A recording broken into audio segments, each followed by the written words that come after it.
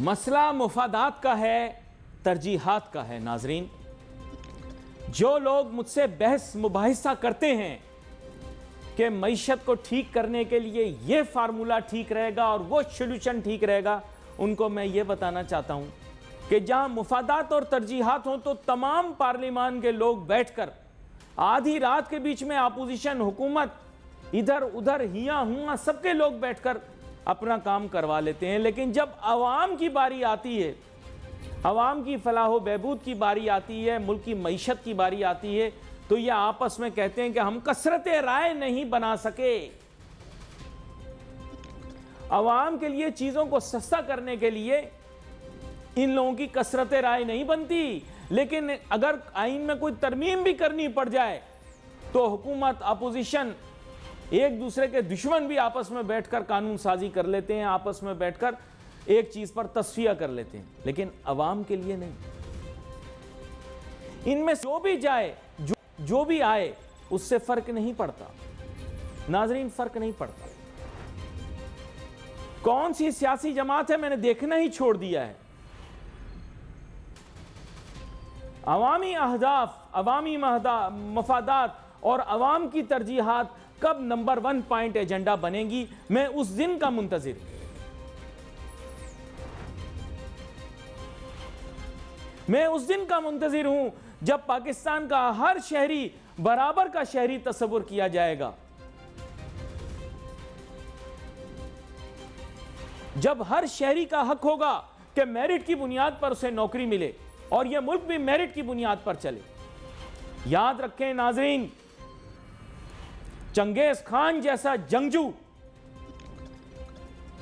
اس کی بھی کامیابی کا یہی راز تھا۔ اس کی قوم گوشت کو کچا کھا جاتی تھی، ان کو خیموں میں رہنے کی عادت تھی، خانہ بدوش لوگ تھے وہ۔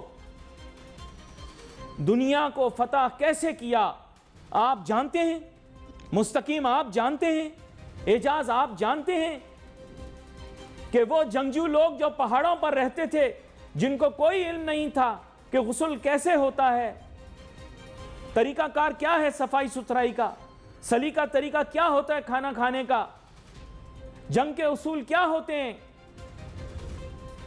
ان خانہ بدوشوں کو کچھ نہ پتا تھا، لیکن ایک چیز پتا تھی چنگیز خان کو، اور وہ پتا تھی میرٹ۔ جس ملک میں میرٹ ہوگا وہ ملک آگے بڑھے گا۔ آج میں تمام پارلیمان سے یہ کہتا ہوں کہ پاکستان کے آئین کے اندر سے پہلی جو ترمیم کرنے کی ضرورت ہے وہ یہ ہے کہ ملک چلے گا تو میرٹ پر چلے گا۔ آپ نے بھی یہ فیصلہ، یہ ترمیم اس لیے کی ہے کیونکہ آپ چاہتے ہیں کہ میرٹ سامنے آئے۔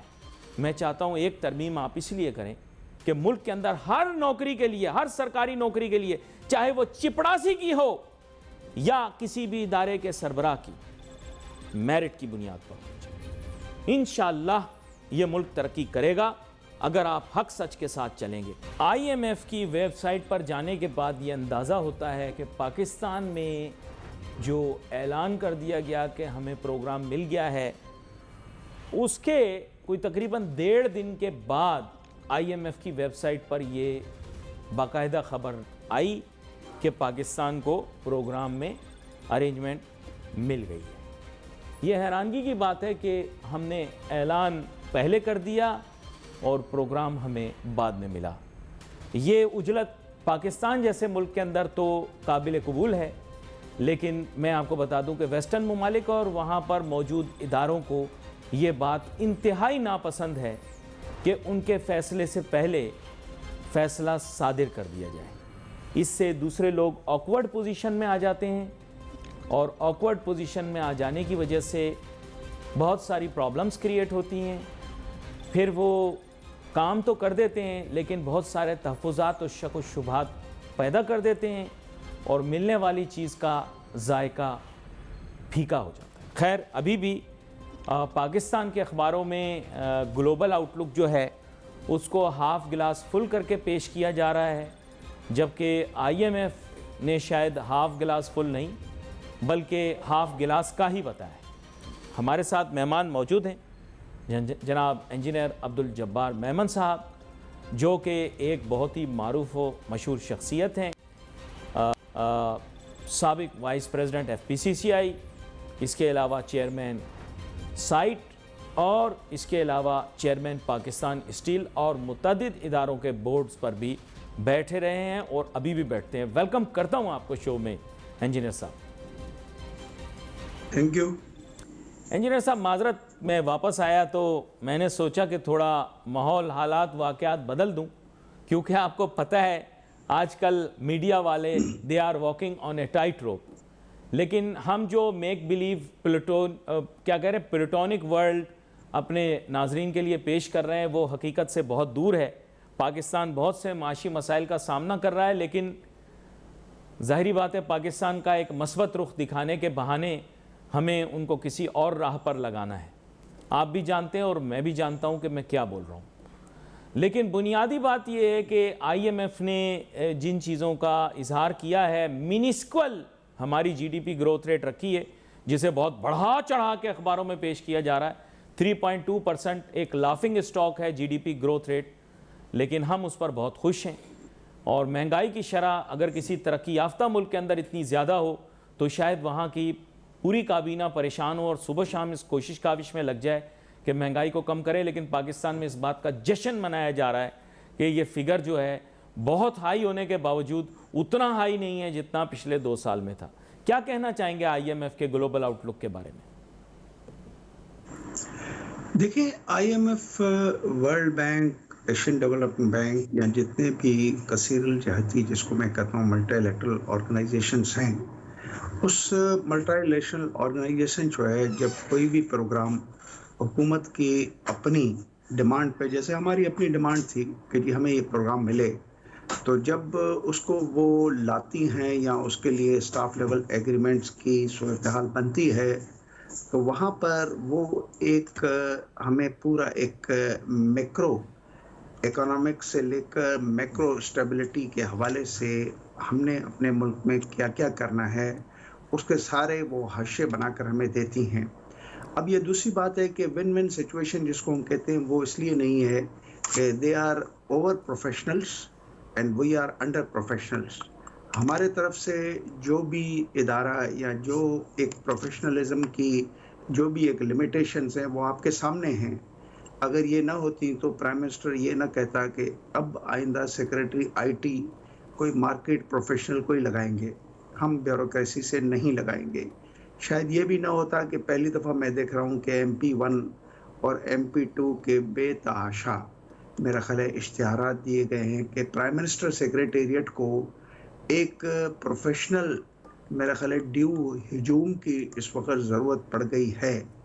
اب ہم آتے ہیں آپ کے IMF کی طرف ہم بڑھتے ہیں کہ IMF کے ساتھ ہمارا جو بھی اسٹاف لیول تھا, اس میں تو کوئی شک نہیں ہے کہ اس کو پڑھنے کے بعد اسی وقت یہ اندازہ آپ کو بھی ہو جانا چاہیے تھا, مجھے تو ہے اور برقرار رہے گا کہ اس میں کوئی بھی نامناسب باتیں نہیں تھیں. مگر صرف سوال یہ پیدا ہوتا ہے کہ آپ چیزوں کو جب ایڈریس کرتے ہیں تو ایک آپریشنل فریم ورک ہوتا ہے اور دوسرا ہوتا ہے کہ how it will be implemented. How it will be implemented جو ہے وہ ایک کسٹمائزڈ اور ہوم گرون ایک اسٹریٹجیز ہوتی ہیں, جس کے حوالے سے میں دیکھتا ہوں کہ جو لوگ بھی عوام تو نہیں جا کے ان سے نیگوشیٹ کرتا ہے نا, آپس میں بیٹھے ہیں جو بھی لوگ نیگوشیٹ کرتے ہیں they are either public servants, اور اس کو اور زیادہ ہم تھوڑا سا ریفائن کریں سول سرونٹس, کیونکہ پبلک سرونٹس اور سول سرونٹس کے بیچ میں بڑا ایک ڈیفینیشن کا فرق ہے. جی, تو وہ ایک گروپ ہے سول سرونٹس کا, وہ کرتا ہے جو پاکستان کے سارے اداروں میں کسی نہ کسی صورت میں آپ کو نظر آتا ہے کہ اگر کوئی بیت المال کا چیف ہو تو وہ دوسرے دن جو ہے وہ منسٹری آف انرجی کا چیف بھی بن جاتا ہے ان دی شیپ آف سیکریٹری. جی, تو یہ وائلڈ ہاریزونٹل موومنٹس ہے جس کی وجہ سے میرا خیال یہ ہے کہ بلکہ میرا خیال ہے کہ آپ کا بھی یہی ہونا چاہیے کہ ایک پروفیشنلزم کی ایک انتہا جو ہے یا بلندی کے اوپر ہم چھو نہیں پاتے ہیں. جو ہی ایک ذریعہ ہوتا ہے کہ آپ جب اس قسم کے معاملات IMF, world bank, Asian development bank کسی سے بھی کرتے ہیں. اور یہ میں آپ کے سامنے لیڈرشپ کا ایک اسٹوڈنٹ ہوں میں, اور میں آپ کو بتانا چاہوں گا کہ چاہے وہ بادشاہ نپولین ہو یا چنگیز خان ہو یا سکندر بادشاہ ہوں, ان سب کی جو میں نے سوانح عمری پڑھی, تحقیق پڑھی, تو میں نے یہ دیکھا کہ یہ اپنے لیے صرف اور صرف پروفیشنلز کا انتخاب کرتے تھے کام کرنے کے لیے. ان کے ہاں فیوریٹزم کا تصور اتنا نہیں تھا. اس کی ایک مثال بریک پہ جانے سے پہلے میں آپ کو یہ دوں گا کہ نپولین بادشاہ کو جب قید میں ڈال دیا گیا اور ایک جزیرے میں جو ہے وہ محصور کر دیا گیا, وہ کسی نہ کسی طریقے سے واپس فرانس پہنچے, تو عوام کا جو ساتھ تھا وہ تو ان کے, لیکن جو فوج تھی وہاں کی فرانس کی, وہ ان کے خلاف آ کے کھڑی ہو گئی, اور وہی مارشل جو پہلے ان کے انڈر میں کام کرتے تھے وہ ان کے مد مقابل ہو. انہوں نے جب اپنے مخالفین کو گلے سے لگایا تو انہوں نے اس مارشل کو بھی اپنی فوج میں دوبارہ سے شامل کر لیا میرٹ کی بنیاد پر. Right man for right job پر بات آ گئی, جو کہ اسٹیٹ اونڈ انٹرپرائزز کی کمپلشن ہے, اور انجینئر صاحب ہمارے ساتھ موجود ہیں. بڑی اہم گفتگو بریک پہ جانے سے پہلے کر رہے تھے. بات کو مکمل کرنے کا میں آپ کو وقت بھی دوں گا, لیکن میں چاہوں گا اس کی تفصیل جو آپ دے رہے تھے, انفارچونیٹلی آپ بھی جانتے ہیں اور میں بھی جانتا ہوں کہ اگر پروفیشنلز کو اسٹیٹ اونڈ انٹرپرائزز کو چلانے کا موقع دیا جائے, اور ایک پروفیشنل, جو ورڈ آپ نے یوز کیا, ایک پروفیشنل مینڈیٹ کے تحت چیکس اینڈ بیلنسز کے ساتھ باقاعدہ بورڈ آف ڈائریکٹرز کو رپورٹ کرتے ہوئے ایک شخص کام کر کے دکھائے, تو آپ کے خیال سے کیا اسٹیٹ اونڈ انٹرپرائزز پروفیٹیبل بنائی جا سکتی ہیں, ایٹ لیسٹ اتنی کہ ان کو پرائیویٹائزیشن کے لیے تیار کر دیا جائے؟ دیکھیں, اگر ہم تھوڑی دیر کے لیے دوسرے ملکوں کا جائزہ لیں, اکثر آپ اور ہم بلکہ سارے پاکستانی یہ باتیں کرتے ہیں کہ جال کے شروعاتی دنوں میں پاکستان نے ٹیکنیکل پلس ایچ آر کی سپورٹ کی. جال میں پاکستانی پائلٹس بھی ہوتے تھے. پھر ہم نے مختلف باتیں آپ نے بھی سنی, میں نے سنگاپور ایئر لائن کی بات کرتے ہیں, ہم ایمریٹس کی بات کرتے ہیں. یہ ساری چیزیں جو ہے, جس وقت ہم جہاں پر موجود تھے ہمارا قد کچھ بڑا تھا ان سے, اب ہم بالکل اس طرح چھپ گئے ہیں کہ ان کے پیچھے ڈھونڈنے کے لیے ہمیں کوئی دوربین لگانی پڑے گی. اب تھوڑی دیر کے لیے اس چیز کو کنسیڈ کرتے ہوئے کہ اپرچونٹیز جو تھیں وہ دوسرے جگہوں پہ ایک پروڈنٹ, پروفیشنل, آنیسٹی, انٹیگریٹی ایک سسٹم کے تحت استعمال کی گئیں. آج بھی آپ دیکھیں کہ جتنے شہزادے ہیں گلف میں, سعودی عربیہ میں, شہزادے ہی شہزادے ہیں, لاکھوں شہزادے ہیں, مگر کم سے کم ان شہزادوں نے جو ہے وہ باہر سے ایک ٹیمز لا کر ایک باہر والے سسٹم کو آن کر کر کمرشل نیچر کے جو ایکٹیویٹیز تھیں ان کو وہاں پہ پروفیشنلی چلانے کی اجازت دی. یہ دوسری بات ہے کہ اگر کوئی شہزادہ چیئرمین بنتا ہے, یو اے کی بات کر لیں, بحرین کی بات کر لیں, تو شہزادے کو ایک کاسمیٹولوجی جس کو کہتے ہیں اس کے تحت ضرور ایک عہدہ یا ایک شناخت تو دی جاتی ہے, مگر عملی طور پہ جو سسٹم کا اجرا ہے وہ اپنی جگہ پہ رہتا ہے.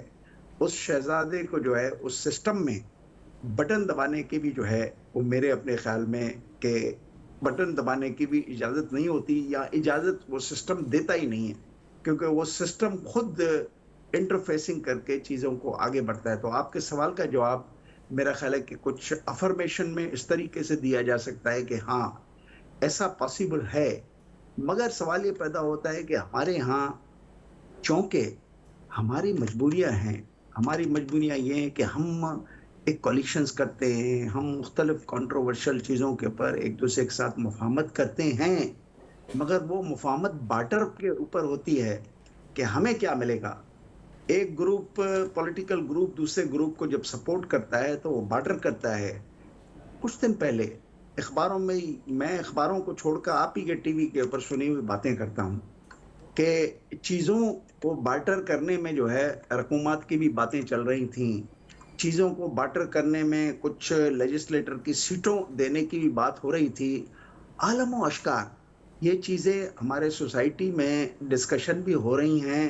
اگر تھوڑی دیر کے لیے ہم بہت ہی زیادہ یعنی کنزرویٹو یا لبرل اپروچ رکھیں, 50% ڈسکاؤنٹ دیتے ہیں جو باتیں آپ کے ٹی وی والے کرتے ہیں یا اخباروں والے کرتے ہیں, تب بھی 50% ڈسکاؤنٹ کے بعد بھی ان کی فاؤنڈیشن اپنی جگہ پہ دیکھو میں موجود ایک بات آپ سے کرنا چاہوں گا بڑی کھل کے، کوئی مین اسٹریم میڈیا پر یہ کہنے کے لیے تیار نہیں ہے، لیکن میں آپ کو صحیح بات بتا رہا ہوں، آپ نے بڑا لحاظ کر کے بڑی محبت میں 50% ڈسکاؤنٹ دیا ہے. میں آپ کو بتا رہا ہوں کہ 90% اس وقت مین اسٹریم میڈیا کو لوگ ڈسکاؤنٹ کر کے دیکھ رہے ہیں. برا نہ مانیے گا، لیکن یہ میں آپ کی تائید کر تو رہا ہوں، لیکن قطعی اس چیز سے میرے خیال سے نہ تو آپ خوش ہوں گے نہ میں خوش ہوں. اس کی وجہ سے ایک وائڈ کریٹ ہو گیا ہے، جس کی وجہ سے سوشل میڈیا کے اوپر ہر بچہ کیمرہ اٹھا کر ایک ولاگ بنا رہا ہے جس کے اندر آدھی سچی آدھی جھوٹی باتیں کر رہا ہے، بلکہ اس کا بھی 90% یہ ہے کہ وہ جھوٹی بات بھی کر رہا ہے اور لوگ اس کی بات پر بھروسہ کر رہے ہیں. مجھے سمجھ میں نہیں آ رہا کہ مین اسٹریم میڈیا کب یہ ریئلائز کرے گا کہ اگر ہم نے اپنی کریڈیبلٹی پر کمپرومائز کر دیا، ہم نے یہ ہنکی ڈوری کہانیاں بنانا شروع کر دی، پکچر کو روزی کر کے پیش کرنا شروع کر دیا، لوگ ہماری بات پر بھروسہ کرنا بند کر دیں گے اور سوشل میڈیا کے اوپر راہ چلتے لوگوں پر یقین کرنا شروع کر دیں گے جو کہ ہم سے کہیں زیادہ لو کریڈیبلٹی رکھتے ہوں گے. یہ چیز تو آپ نے ریئلائز کرانی ہے. آپ سندھ کی ایک معروف شخصیت بھی ہیں، اس صوبے کے اور اس ملک کا ایک اثاثہ بھی ہیں اور ایک انٹلیکچوئل بھی ہیں اور صحیح لوگوں سے آپ کے تعلقات بھی ہیں. پلیز ان لوگوں سے جا کر یہ بات کریں کہ اگر آپ پریشرائز کر کے آپ کوشش کرو گے تو آپ یہ یاد رکھو کہ مین اسٹریم نے اگر اپنی کریڈیبلٹی کھو دی تو سوشل میڈیا وہاں ہمارے وائٹ کو فل کر دے گا، اور اس نے وائٹ کو فل کر دیا غلط نیوز سے تو پھر یہ ناقابل تلافی نقصان ہوگا. آپ پتہ نہیں مانے میری بات کو یا نہ مانے. جی دیکھیں، آپ نے جو بات کہی ہے، کسی بھی سوسائٹی کی اسٹرینتھ یا آپ کے میڈیا کی اسٹرینتھ، اخباروں کی اسٹرینتھ، اس اسٹرینتھ میں جب بلیف جو ہے لوگوں کا کم ہوتا ہے. میں کچھ کنسرن سٹیزنز کے گروپوں میں بھی جاتا ہوں، اکیڈمک سائٹ پہ بھی جاتا ہوں، وہاں پہ بھی ہم باتیں سنتے ہیں. مختلف جگہوں پہ ایک میں یہ کہہ سکتا ہوں کہ پڑھے لکھے لوگ جو ہیں وہ بھی بڑے مایوس نظر آتے ہیں.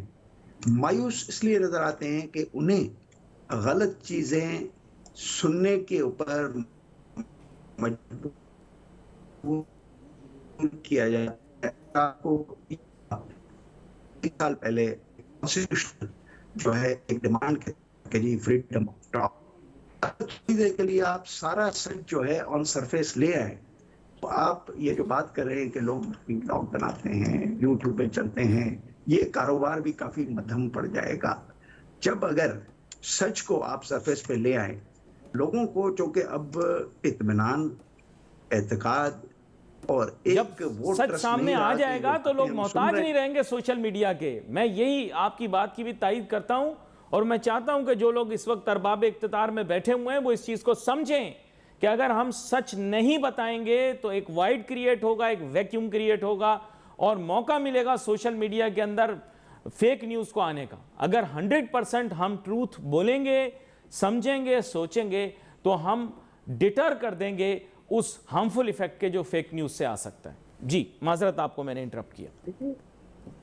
یہ جو آپ نے باتیں کی، یہ اس کے جو اثرات ہیں وہ ایک ڈیولپمنٹ، سوسائٹی ڈیولپمنٹ کے حوالے سے اگر ہم دیکھیں تو اس سوسائٹی کے ایک ہیلدی ڈیولپمنٹ کے راستے میں بہت بڑی رکاوٹ ہے کہ کیا سچ ہے، کیا جھوٹ ہے.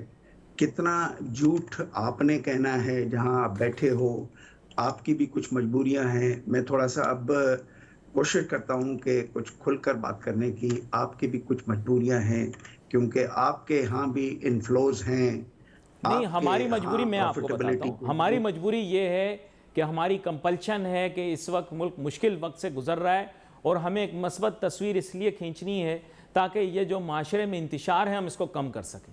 اگر ملک میں مہنگائی ہے تو ہم بہت زیادہ ڈھنڈورا نہیں پیٹ سکتے کیونکہ عوام میں پہلے ہی بے چینی ہے. ہمارے یہ کہنے سے ایسا محسوس کیا جاتا ہے کہ شاید عوام میں اور زیادہ انتشار پھیلے گا. تو میں آپ کو روزی پکچر پیش کروں گا. وجہ یہ ہے، میں آپ کو صحیح بتا رہا ہوں. It is not a compulsion, otherwise it is a compulsion that is more philosophical in nature. I am telling you, it is not of any other nature. یہ میں آپ کو بتا رہا ہوں ابھی جو کرنٹ سٹیٹ ہے، کیونکہ ہمیں یہ بتایا گیا کہ معاشرے میں انتشار ہے. اگر میڈیا بھی ذمہ دارانہ کردار ادا نہیں کرے گا تو معاشرے میں اور انتشار پھیلے گا. اس لیے مہنگائی اگر ہے بھی تو ہمیں زیادہ اس کا ڈھنڈورا نہیں پیٹنا. بے روزگاری ہے بھی تو ہم نے نہیں ڈھنڈورا پیٹنا. ہم نے کوشش کرنی ہے کہ ہم بڑے مائلڈلی پریزنٹ کریں چیزوں کو. جی دیکھیں آپ تھوڑی دیر کے لیے ہم واپس آتے ہیں کہ واٹ از دا اینالائٹیکل جی analytical behaviour towards the truth. Analytical behaviour towards the truth کا مطلب یہ ہوتا ہے کہ آپ نے جن لوگوں کو اپنے ویل بینگ کے لیے بھیجا ہے اسمبلیوں میں، جن کو آپ نے اپنی ویل بینگ کے لیے سینیٹرز بنایا ہے اور ویل بینگ کے لیے حکمران بنایا ہے، ان حکمرانوں کی آنکھیں جو ہے اگر کھلی رہیں، میرے اپنے خیال میں کہ ان کی اپنی ایک پروگریشن ٹورڈز اسٹیبلٹی آف وہ ٹینیور جس میں بیٹھے ہیں وہ بھی ممکن ہے، اور پلس ان کے لیے فیوچر میں ان کی وہ آرزو کہ وہ اور فیوچر میں ایک اور ٹرم کر لیں، ٹرم کے بعد ٹرم کرتے جائیں. تو اس کے لیے میرے اپنے خیال میں کہ ریئلسٹیکلی اسپیکنگ، آپ جس بات کر رہے تھے کہ کمپلشن کے تحت ہم ڈھنڈورا نہیں پیٹ سکتے، آپ ڈھنڈورا کمپلشن پیٹیں. اگر آپ ڈھنڈورا پیٹیں گے تو آپ کی وائس کی فریکوینسی جو ہے وہ وہاں پر ایک مجبوری ضرور پیدا کرے گی، کیونکہ یہ ایک ایگریگیٹ ہوگی، لوگ سنیں گے، لوگ بھی آپ کے ہمنوا بنیں گے، آپ کے ساتھ چلیں گے. کیا ہوگی کہ ہم چیزوں کو اصلاح کریں. ایک ابھی آپ کے ٹی وی پہ ایک میں دیکھ رہا تھا، ٹکر چل رہا تھا، معاشی اصلاحات پر عمل درآمد کرنے کے علاوہ کوئی چارہ نہیں. آپ کے بینکر فائنانس منسٹر کہہ رہے ہیں، ٹھیک ہے نا. اب بینکر فائنانس منسٹر آپ کو کیا کہہ رہے ہیں کہ دیکھیں جی معاشی اصلاحات پر آپ عمل درآمد کریں، ورنہ اس کے علاوہ کوئی چارہ نہیں ہے. اب تھوڑی دیر کے لیے میں اپنے آپ کو کنٹین کروں گا کہ معاشی اصلاحات ہیں کیا، واٹ آر معاشی اصلاحات. مجھے بتائیں کہ یہ ایک ڈبیٹ اس ملک میں تمام یونیورسٹیز کو، میں کبھی کبھی چونکہ میں یونیورسٹی کے سینڈیکیٹوں پہ بھی کام کرتا رہا ہوں، کر بھی رہا ہوں، میں کبھی کبھی سب سے زیادہ مجھے جو ہے فکر لگتی ہے کہ ان لوگوں کی جنہوں نے اتنی ساری کتابیں پڑھ کر پی ایچ ڈیز لے کر بیٹھے ہوئے ہیں، اس ملک کے حوالے سے یہ کیوں نہیں اوپن ڈیبیٹس کرتے ہیں کہ آخر وہ کون سا کتاب جو 100 پیجز کا کنڈینس ہو کر، اس زمانے میں آپ کو یاد ہے حفیظ پاشا اینڈ کمپنی نے 72 پیجز کا بھی ایک کتاب نکالا تھا. اس سے پہلے کئی کتاب نکلے، ہم بھی پڑھتے ہیں ان کو، مگر سوال یہ پیدا ہوتا ہے کہ اگر اس قسم کی چیزیں جو آپ نے کہا کہ کمپلشن اور ڈھنڈورا پیٹنے کے بیچ میں کھڑی ہیں، کہاں پہ کھڑی ہیں کہ سچ بولو، سچی باتیں کرو، کہ وہ ایک اویلیبل بینک آف ریزروز ہوگا جس کے بیس میں آپ اصلاحات کر سکو گے. معاشی اصلاحات آپ کب کر سکو گے؟ جب آپ ڈھنڈورا پیٹیں گے. معاشی اصلاحات آپ کب کرو گے؟ جب آپ جو بھی ایکچوئل فگرز ہیں اس کے سلسلے میں لوگوں کو بتائیں گے کہ بھئی یہ بڑی پریشان کن صورتحال ہے، اس معاشرے میں پراسپیرٹی اور گروتھ نام کی چیزیں جو ہے وہ نہیں آ سکتی ہیں. ان کا فیوچر ان ایمپلائمنٹ کے ساتھ جڑا رہے گا، ان کا فیوچر لو کوالٹی ایجوکیشن. اب کے ایجوکیشن کا نام لے کے سر آدھے منٹ میں رک رہا ہوں. ہماری ہائی کمشنر یو کے حسن اقبال پروفیسر صاحب کے ساتھ مل کے ایک ڈونیشن بیسڈ فنڈ پہ ڈی ایف آئی ڈی نے ایک رپورٹ نکالی ایجوکیشن. آپ نے بھی میرا خیال ہے کہ اس کے ایکسٹریکٹس پڑھے ہیں، میں نے تو وہ رپورٹ پڑھ لی ہے کہیں سے، اور اس ایکسٹریکٹس میں کیا ہے کہ آپ کی 460 ارب روپے پروفیسر صاحب کہتے ہیں حالیہ یعنی ریسنٹلی ایئرس میں ہم نے 460 ارب دیے ہیں ایچ ای سی کو، but there is no improvement in the quality of education. بڑا It اہم نقطہ appears ہے جو کہ that آپ بیان دے رہے ہیں، we are لیکن اب کیا only کروں، میرے پاس وقت کم ہے، اس لیے میں آپ کا شکریہ ادا کرتے ہوئے وی ویٹ فار آن فیس بک. علی ناصر ہماری ٹیم کو اجازت دیجیے. اللہ حافظ.